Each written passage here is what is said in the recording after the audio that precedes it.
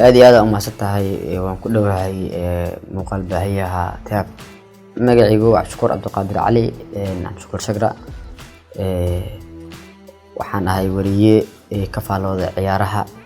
caalamka iyo ciyaaraha gudaha in muddo ah ka faaloonay waxaan ku soo biiray ka shaqeynta in aan mar wariye aan noqdo 2014 wali suurtagal in noqon in aan noqdo isla markii qof ciyaara ka hadla waxaan soo maray qaybo kala duwan aniga oo aan muhiimadeeda aan ka bilaabay warbaahineed in aan noqdo farsamayaqaan oo farsameeyo idaacadda 2014 bishii July ayaa idaacadda Hiiraan Weyn ee ku taala magaalada Beledweyne ka howl bilaabay runtii marun waa ku haminayay in aan wariye ciyaaraha ka hadla noqdo iskool waqtigaas aan dhigan jiray oo la dhaho مجمع ديبا التعليم او اسكولكي aan ka soo baxay in microphone ina imaado goobaha dhalinyarada markii fasalada kala duwan ee kubadda isku baxayaan in aan fasaladii sida form 4 form 3 sagaalaad tobanaad waqtigaas maamulkii meeshaas aan ka xasuustay jaamac Suuley iyo Ustaad Cabdinaasir Biyo waqtigaas madaxda sportska ahaa iskoolka inay dhaheen bal tabi no tabi ugu dambeyntii ciyaaraas ayaan tabin jiray fasal hebel ayaa wata Browniga waa kan hebel Maxamed ayaa wata tartan xiiso badan ayuu ahaa waqtigaasna iskoolka waxa dhigan jiray ku dhawaad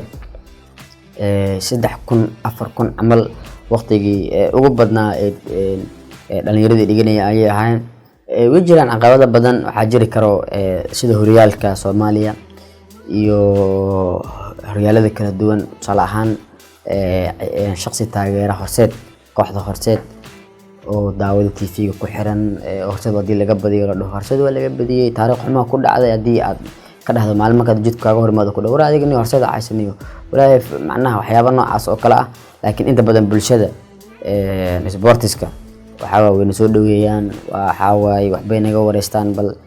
si wanaagsan oo la soo dhaweeyaa fal celin iyo caqabado badan oo aan ahayn shakhsi koox taageero kooxdiisa aad caysay oo ku dhaho kooxdeeda maxaa u caysay